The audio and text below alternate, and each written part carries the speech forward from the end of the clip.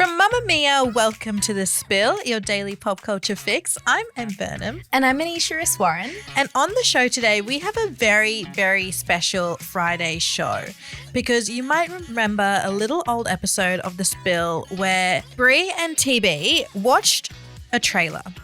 A trailer for what I'm seeing might be the perfect movie. Although this trailer is very, very strange. I'm talking about Wicker. I feel like it's everywhere. So many people have sent this to me being like, so we're going to see The Hot Wooden Man in October. Oh. I want you to make me a husband. Be at the chapel in a month. Good.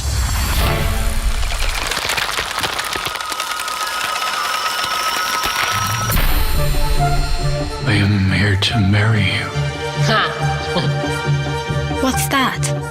This is my husband. I heard that he's strong as a tree and just as hard. He's Wicker. Straighten me right out. Did you know there was 2 different versions of this trailer? Yes, I have heard there's another version where you see the full length of him for a brief second. I haven't actually seen that one. I was trying to find it. You see like a lot more. I think you get a lot more surface area of Wicker that you experience in the UK trailer. Yes. Whereas in the US trailer, which is the one that's most widely shared, it's a tiny bit more conservative. Just a little bit. For anyone who hasn't seen it and has no idea what we're talking about, should we give them a little rundown on what Wicker is? Okay. Do you want to do that or shall I? I'm going to try. It's not your strong suit. Maybe you. No, I'll try. No, I'll give it a go. So Wicker, it's a movie that stars Olivia Colman and Alexander Skarsgård and Peter Dinklage, and they are living in this like seaside town in the Middle Ages. I had no idea it was seaside. I reckon it's 19th century. Well, it has to be seaside because she's a fisherwoman. Oh, true. And the whole townspeople make fun of Olivia Colman's character because she hasn't married and she's a fisherwoman. So she goes to Peter Dinklage, who's like the town, I want to say weaver, and she's like, can you make me a husband? Yes. And he's like, get the chapel in a month. And she's like, all right. And he weaves her an actual live husband made purely out of wicker.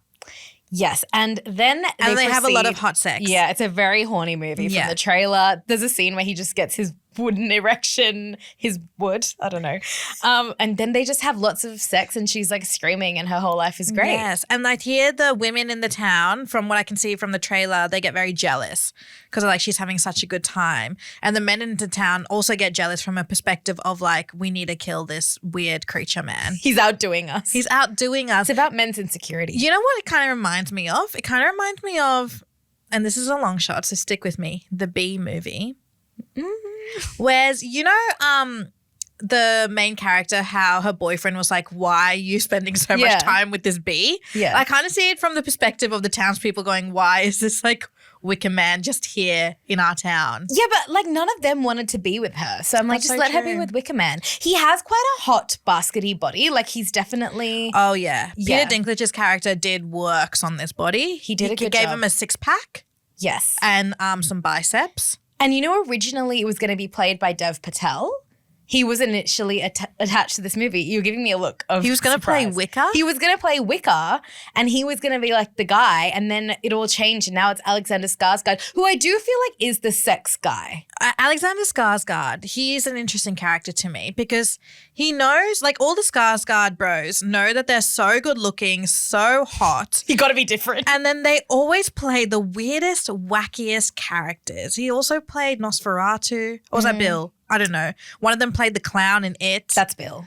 It's just like, why can't we just see their faces? They don't want to show their faces. Well, Alexander Skarsgård, though, Big Little Lies. I mean, he was abusive in that, but he had a lot of sex scenes. And he was in Succession. And he was in Pillion, which came out this year, which also has a lot of sex. So maybe he's just in his like sexy era. Maybe. And he's also in True Blood, which has some of the craziest sex scenes of our time. Like vampire sex is on another level. Yeah, that's true. That's true. But I do feel like this film, it's a bit of a reverse of the traditional male gaze, because it's like this woman just specifically goes to this guy and he's like a made-to-order man. And everyone's got a problem with it. Everyone's got a problem with it. But I think from the trailer, it's like he's meant to be like sexy. Like I think the writers of this movie were like, we want to make him like what every woman wants. Yeah. And it's mainly because he just gives her attention. Honestly, yeah. And because we know Alexander Skarsgård's under there. We know he's somewhere under there and it's all practical effects. Yeah. But this brings us to why we're doing today's episode. Yes. So we're doing today's episode because all everyone's talking about is this trailer. So we want to talk about the movies and TV shows that has an unlikely sexy person that we just became obsessed with. So a character that the writers were like, oh, no one's really going to care about this person or find this person hot. And the audience went the complete other way and were like, no, this person is the hot one. Either the audience or just us. Or just us. Oh, wait, do you have just you? No, I have one that I actually think a lot of people do find attractive, but I have a reason why they shouldn't, but then I still do. It's a bit of a weird one. Do you want to go first? Okay, I can go first. So I'll start with one that I have spoken about this movie on the spill once before, but I haven't like deep dived into this character. And the reason I spoke about it was actually in a wrap that we did on Valentine's Day of like movies that will stop you texting your toxic ex. Oh. But my reason for including this was because there's like a really hot character in this. And this character just reminds me to never settle. Like, to be honest, he's so hot. Really? It's Diego from Ice Age, the saber-tooth tiger. I know that I'm not the only one. There's a strong community out there that feels this way. He is hot. He's strong. He's a bit aggressive. Yeah. He protects his family. He does. And I mean, if you haven't seen Ice Age, hard to help you, but it's basically a mammoth, a sloth, and a saber-tooth tiger. Yeah. All extinct animals. So Diego prehistoric wouldn't be here anymore. He wouldn't be here today. But they all go on this little adventure to return a human baby to its family. Diego is voiced by Dennis Leary. And yeah, he's so gruff. He's like this loyal protector. I think he has a lot in common with Hugh Grant with the whole like grumpy hot kind of vibe. Oh yeah. Okay. I see that.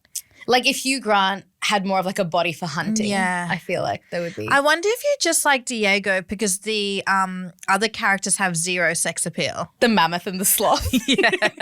Maybe it's a comparison thing. But so he initially works for this pack of other saber-tooth tigers, and his mission is initially to retrieve the human baby and kill it as a revenge against the humans. Can't remember what the humans did to them, but they're mad at them, probably hunting them or something. Well, humans do a lot of shitty things to animals. So they do. It probably is fair. Yeah. Animals taking revenge is crazy. I know. Like that's really scary. They don't start now. I feel like we didn't really dive into that storyline in Ice Age enough. I honestly kind of forgot about it, and then in researching for this app, I was like, oh yeah, that's what he was doing. Oh yeah, they were out for revenge. But then he spends time with the mammoth and the sloth, and he develops a conscience, and he kind of like feels affectionately towards the baby. So and the baby is really cute. The baby's really cute. And his really cute loves character him. arc with the baby. Yeah.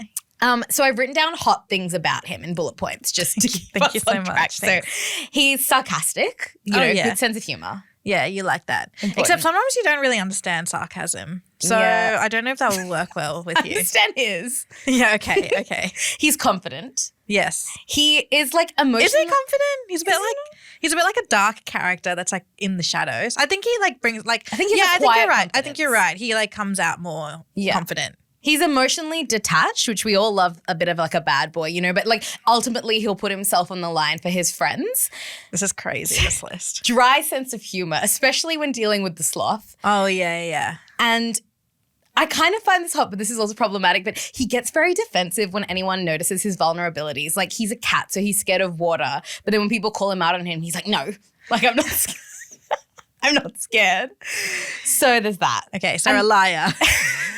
It's what you're attracted to. I was trying to see if the writers of the show have said anything about what they intended for the character, of why people find him hot. I couldn't find a credible interview where they discuss people finding him sexually attractive, but they talk a lot about the contrast. Like he's meant to be this tough guy who has a lot of heart, like the gruff guy with a heart of gold.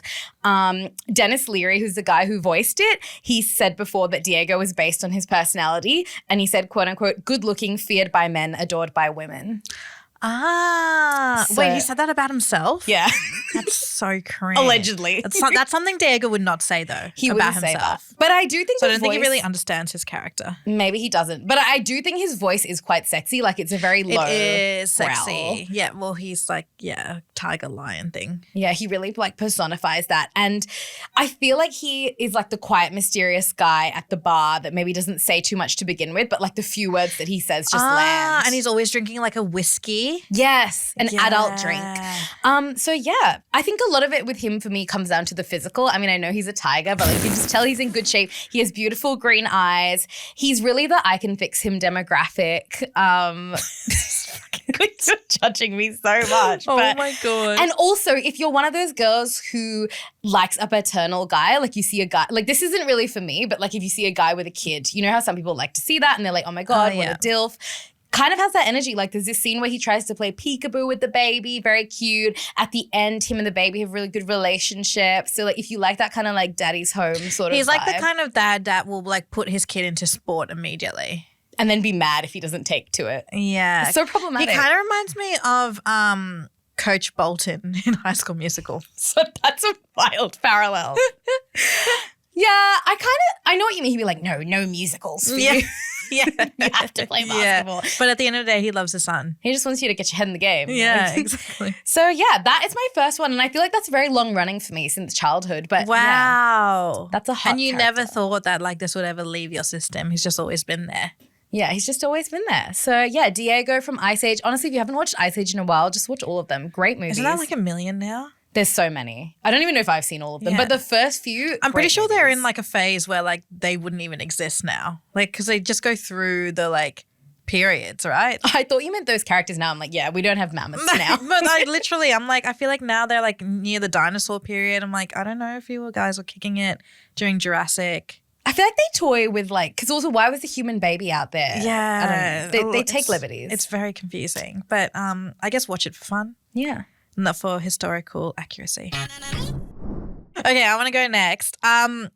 My person that I want to talk about. It's a person. It's a person. Yes, a live human man. We're progressing. Kind of. He's got like mythical powers, I would say. Okay. From the Avengers, Okay. Loki. Oh, okay. I feel like people do think this. Oh, he's so hot. So Loki, and I'm talking about the first Avengers movie. He's always like a side character in the Thor movies, but the Avengers movies, he's like the number one villain. And he is so hot. So he's like a trickster. He's the brother of Thor.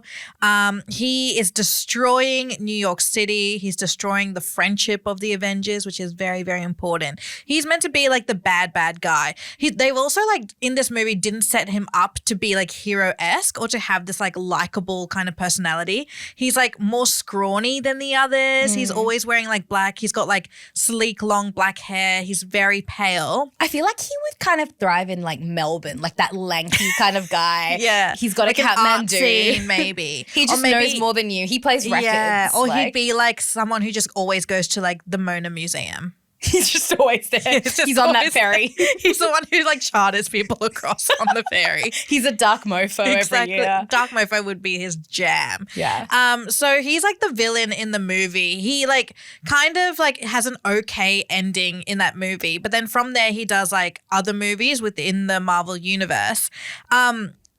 I don't know if the writers expected this, but when this ended, the amount of fan fiction, both written and artworks that came just about Loki was so insane that like since that movie, every movie he's been in, he's been more and more of a main character. And then he ended up getting quite a like redeeming story arc to the point where Marvel gave him his own spin-off show called Loki. And it is their most successful spin-off show from Marvel. Wow. So the fans really had an impact. Yeah. And I think it comes back to our discussion of like, if you want your movie to sell out, make it a movie for women. And we talk about all the time how everyone thinks Marvel and like superhero movies are just for boys and men, but it's not. Every time I go, there's so many women in the crowds. Like they have such a large women's fan base. And it's all these women who have made all of this like quite salacious fan fiction of him and like with other Avenger members who are also men.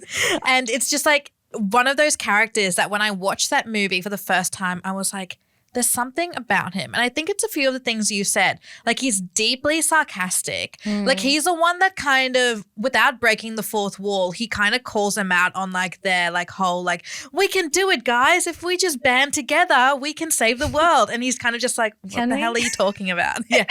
He's like, are you serious? And the TV show Loki is a bit darker. So it's more like that where he's kind of like, nah, well, we're just going to die. Let's just like realize that. I feel like the lesson here is that like if you want to see a spin-off show of one of your favorite characters, start writing smart.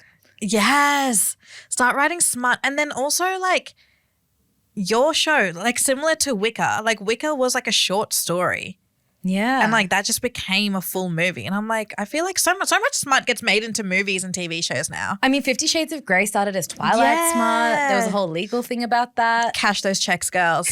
Get in there. Get out that old Tumblr account. Get out your quill and paper and sit right down. We've got some work to do, Emily Bronte style. Okay, so my next one is, I'm not going to say it's controversial to find him hot because he is a leading man and I assume they did want him to appeal to women, but he's also not really like the typical hot guy. I feel like he's more of a dorky guy but like, so I have reasons why he shouldn't be hot, but then he is. So God. It's Ted Mosby from How I Met Your Mother. Stop rolling your eyes at me. He's such a wet blanket. He is a bit of a wet blanket. So I feel like Is it just because he's like a what is he? A believer? No.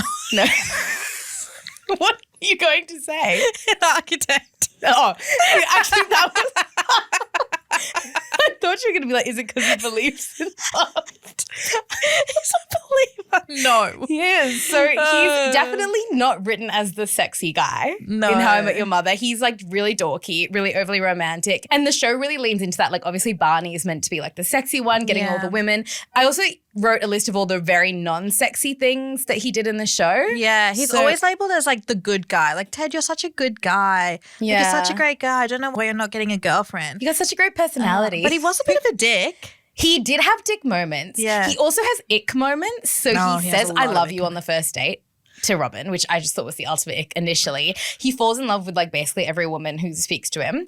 And he does tell everyone that he's an architect within like 30 seconds. Yeah. Yeah. So why do you like him? So I'm getting to why. I thought I was going to have to justify why people don't find him hot, but you're like, no, we just don't. We just don't. So the reason that I find him hot more as an older person is you've actually written about this, about not liking nonchalant men. Oh, yeah. He's a chalant man. Yeah, he's very chalant. You almost couldn't get more chalant. That's so true. He's a grand gesture guy. He loves a spectacle. He steals the blue French horn for Robin. That's so true. He always has these really elaborate dates. And remember when Robin was really sad and he lit up her apartment in Christmas lights and had this whole like music timed with the fairy lights thing going. He also, when he was dating the single mum, Stella, and she was like, I don't have time for you, he made a 2-minute date with like heaps of different little Oh my God, I did love that episode. That was so fun. That's chalant. He also is a very good friend. Like he does this for all the women, but he also does it for all his friends like Marshall and Lily and Barney as well. Although I think I would get over him if I was dating him like living with them and they're like engaged. I'd be like, move out. Like, move out, man. You need to get your own place. I hear you're an architect. I don't know if architects build your own place. Design it. Design a new place. I know you can. Well, I do think being an architect is also kind of a hot profession because it's like especially design. in New York, right? Yeah, like skyscrapers. Like I feel like it's got that creativity, but the potential to make money, which most creative jobs don't really have. Because like the whole like thing about his job is that he's constantly trying to get like these big like building projects. Yeah. And then something always like ruins it for him. But then in the end, he ends up becoming very successful. Yeah, and he also becomes a professor for a while and he wears a lot of tweed. Right. And he couldn't spell the word professor. Yeah, that's a bit of a nick. But I think the professor concept is hot, like student, professor, I don't know. So I also think a lot of this just comes down to the fact that I find Josh Radnor just so great in interviews, the guy who plays Ted. He, I feel like, is Ted Mosby, all the good characteristics, but without all the icks of the character. That's so true. He's very low-key in real life. He had like a gorgeous winter New York wedding. And I didn't know. Yeah, and I think they were paparazzi photos. I don't know, but the photos were beautiful. Oh wait, who did he marry? I don't know. Oh, not important. Not important. I think the writers as well have sort of talked about how he's that really like imperfect romantic lead. Like he's not the typical guy, you know, that's going to be like the one that everyone wants. But he in some ways is what women want because he is very vulnerable. He's not scared to wear his heart on his sleeve. And I think the contrast with Barney does a lot for him as well. And being that's like, so true. sensitive. He needed like a Barney to like offset him. Yeah. To show that he is like the good guy of the show. Yeah. And I do think like his character only works in a TV show show because you have to warm to him. Oh, in a movie, absolutely not. Absolutely not. You'd be like, what the hell is this loser of a guy? He'd be like the weird side character, like Kirk in Gilmore Girls. He'd be like the weird little guy who's just trying to make a skyscraper. Yeah. But no, actually, you've convinced me. Yeah. I see your point. You're going to go watch some How I Met Your Mother today? No. I do love a rewatch of How I Met Your Mother. It could not be remade today. That's one of the only shows I would say that could not stand today. But it is one of those shows that I feel like really founded for me what I saw my 20s looking like. Even though they're like late 20s when it starts, but yeah. Yeah. Oh my God. What a good show. Yeah. Maybe I should watch it. I would. But through the lens of you loving Ted Mosby. Through the lens of Ted Mosby heat.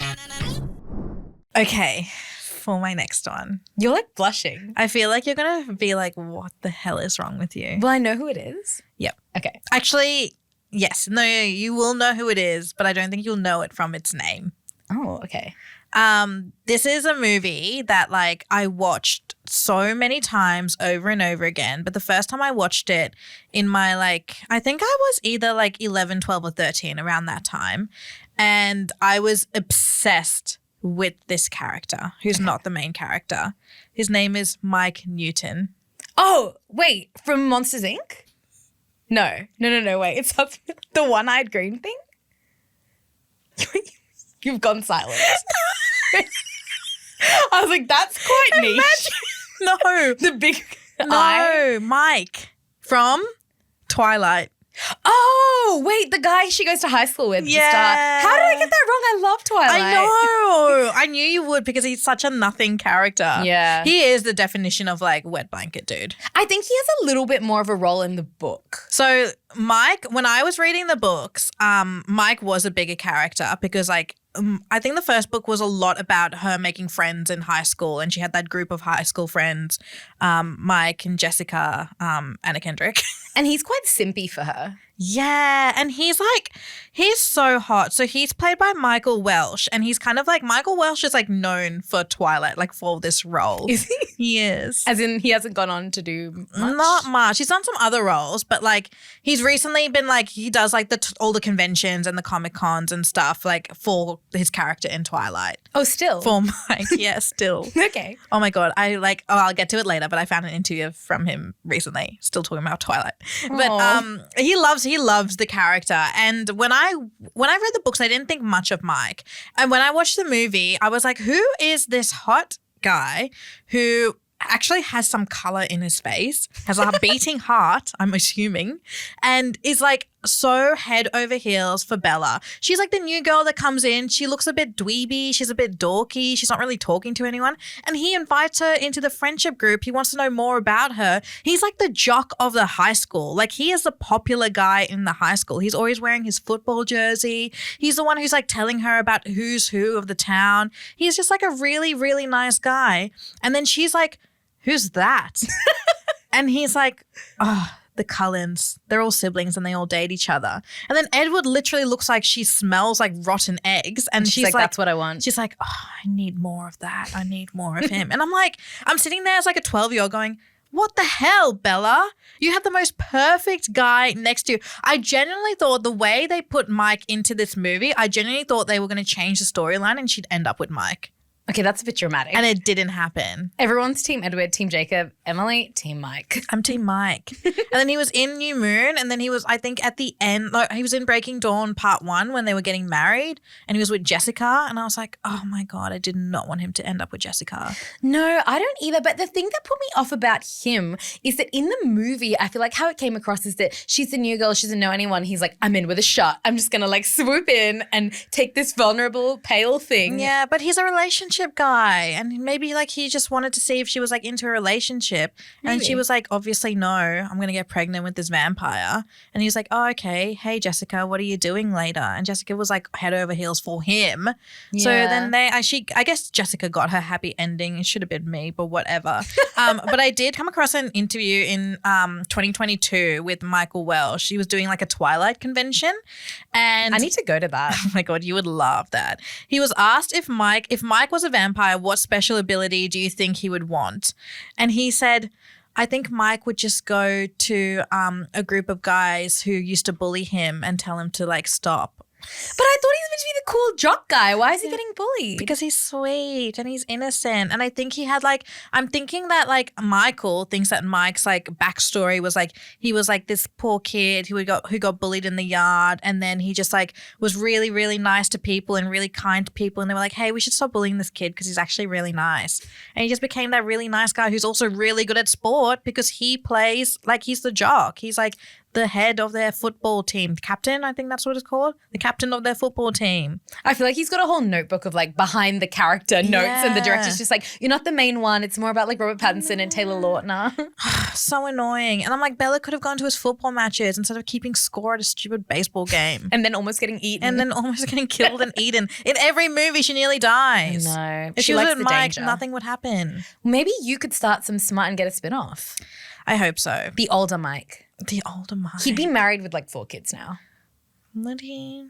I don't know. Anyway, I support that pick. He is attractive. He is so attractive. But he is blonde.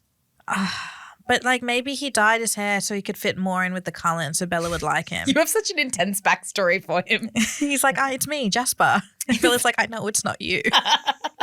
I'm just in the house as well. Let's go eat some bunny rabbits.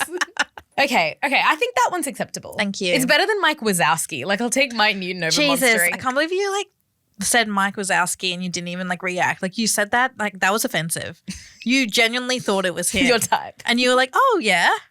That was embarrassing. I can get on board with that. Okay, well my Wazowski is crazy. My last one, I kind of saved like the sexiest bad boy for last that a lot of people feel this way about. And I would say this is like the first time that I felt attracted to anything. Like it's when I learnt what sort of like having a crush and like finding someone hot was. Like the first movie I saw in the cinema was Finding Nemo. Oh, I know exactly who you're going to say. Yeah, and I always thought about, I thought it was an angelfish at the time, but apparently he's a Moorish idol. That's the species. Do you know what an angelfish is? Yeah, it's not that. Oh my God, it's like the complete opposite. Yeah, so the Moorish idol named Gil, also an online internet sensation. He is hot. He is really hot. Because he has that scar. And I remember when I watched it, I was like, why do I just keep wanting to spend time with that fish? Shark tail, hoo-ha-ha. That was so convincing. Thank you. So for anyone who doesn't know, he's the tough leader in the fish tank when they're all trapped at the dentist in Sydney, actually, in Australia. They're at a dentist. They're all in this dentist aquarium. 44 Wallaby Way, Sydney. P. Sherman, 42 Wallaby Way, Sydney. Yeah. They say it all throughout the film. And they start masterminding ways to get out of the tank. So he's really like the leader. I feel like he takes charge. He's like an older fish. He's the most experienced member of the gang. And he has got a scar on his face and a damaged fin from previous escape attempts. Oh, yeah, that's right. So he's got like a bit of a tragic backstory. Yeah. To me, I just feel like he's really intelligent. He's strategic. He's coming up with the escape plans. He's also like an OG brooding man. Maybe not an OG, but like he's a brooding man. Yeah, he's been through some shit. You can tell. Yeah. He's had like a troubled past. And he's also very encouraging. So I think the hottest scene is when he tells Nemo, it's so hot. I don't even know if I could talk about it on the podcast. My God. But like when he tells Nemo to take this little rock and swim up the tube because he's small enough and wedge the rock in the shutter so that the tank starts getting dirty and they'll have to take the fish out to clean the tank. And the first few times Nemo is like failing and he's so encouraging. He's like, and it's Nemo. a very dangerous task because he could like get stuck in the tube or he could like damage his like fin in the like filter thing. Yeah, and he could get cut. Like so much could happen. And, you know, Gil knows that stuff because he's had injuries. And he's just so encouraging. He's like, you got the shark bait. You can shark bait. You can do this. And yeah, I think he could low-key be a little bit controlling. Shark bait is like I think that's quite a derogatory term for a fish. Yeah, it's not good. It's like saying. That's quite mean. But they're all shark bait. I wonder if Nemo's like, I'm the only one who can do this task because I'm small enough and yet you're being really mean to me. Can I please get a new nickname? Nah, in the movie, he's more like, yeah, I can do it. I'll give it a go. So the character is also voiced by Willem Dafoe, who also plays the Green Goblin. Is it Willem Dafoe who does Gil? Wow. Yeah. And so he is the like OG live action Green Goblin and then also in like Spider-Man No Way Home. He's also like an OG villain. Like he always plays the villain. And he's the vampire expert in Nosferatu. Yeah. As well. Oh, yes. So, and apparently the fish, its face was very much designed to sort of reflect him, like his wrinkles and stuff like that. So, but then when I was looking at him, I was like, I don't find you hot, just as a fish. I don't know. If you watch Willem Dafoe enough, you'll find him hot. Maybe I need to watch him more. But when I think of Gil, I sort of think he's got the aesthetic of like a sort of like a divorced dad who's like a rock star. Oh, yeah. And he rides a motorbike. And he's not the guy you end up with, but he's a guy that you like have a wild summer and all your friends talk about it for years to come. That's You're like, so true. When you hung out with that guy. He reminds me of the dad in Margot's Got Money Troubles, the one that Nick Offerman plays. Yes, that is a great comparison. Yeah, that's his personality. He does remind me of him. And his idea works in the end. So he is a fair leader. He's the brains of the operation. Yeah. The internet has really gone wild with this fish. Like there are compilations on YouTube of like 8 minutes of Gil being hot for it's like Gil being hot for 8 minutes straight. The internet has no chill. No, and there's a lot of like Daddy's Home edits, a lot of fan edits. So I mean honestly, if there was ever a contender for a spin-off, I feel like I know. Pixar, hear us. Poor Marlon. The OG Marlon's dad. not getting a spin-off. No, actually you could have this sort of thing like that movie Crazy Stupid Love? Gil could be Ryan Gosling and Marlon could be Steve Carell and he could take him under his fin and sort of show him how to dress smart and chat up all the other like sexy fish. That means Gil will date Nemo. Yeah, with that we don't have to follow it exactly. We'll leave it there. Okay, my next person I want to talk about is from a TV show that's quite recent, The Bear. Okay. And I want to talk about Richie. Have you watched The Bear? No. You have to tell me who Richie is. Richie is played by Eben Moss-Backrack, who LB interviewed for Fantastic Four. Yes, I do know him. He is like the epitome of hot guy I want to date. And this TV show, his whole character arc in all of the seasons of The Bear, which is now finished. You can watch the whole thing now. Can binge it. On Disney Plus. His like character arc was like one of the most beautiful character arcs I've seen. So quick overview, if you're not familiar with The Bear, it stars Jeremy Allen White and Iowa Durbury. They're the two main leads. He plays a guy named Kami, who is a top-tier international, really young chef, like very talented chef. He returns back home to Chicago to run his family sandwich shop after his brother Mikey passes away. Oh. And then Iowa Durbury plays this girl named Sydney, who is also a chef, has been a long time big fan of Kami and wants to work with him. So then he employs her and they work together. And then the whole show is about the two of them being these top tier chefs wanting to transform the sandwich shop into this Michelin star award winning restaurant. For sandwiches? They turn it into a restaurant, like fine dining restaurant. And it's all about the cast is very tight knit. Everyone who worked at the sandwich shop is also working now at the fine dining and they're getting all this different training.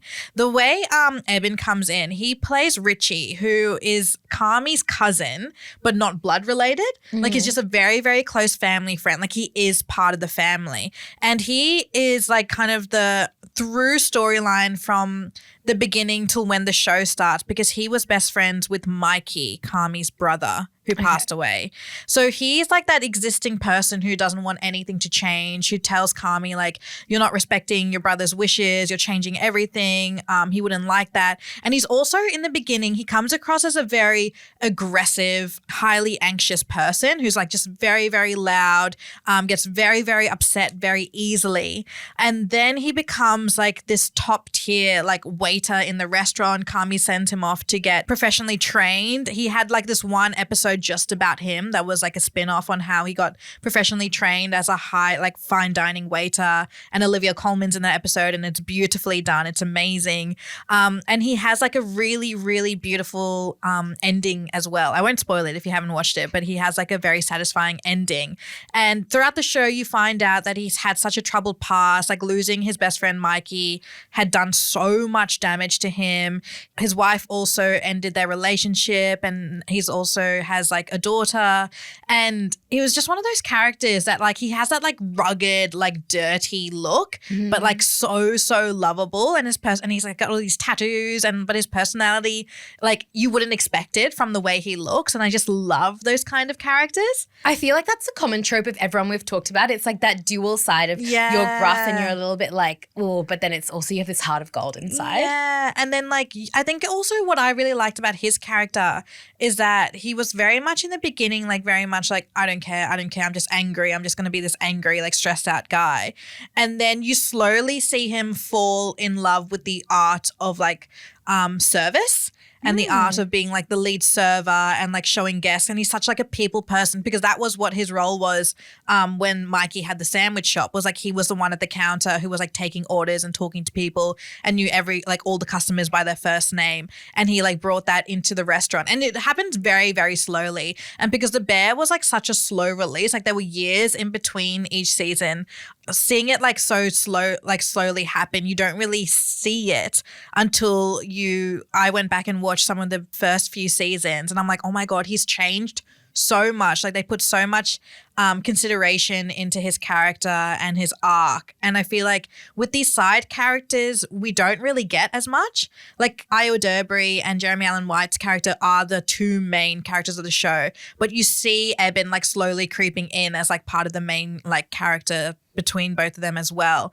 And it's like, that's what I really love about these big full cast shows where it's a huge ensemble cast, but like each one has a dedicated like single storyline throughout the bigger picture.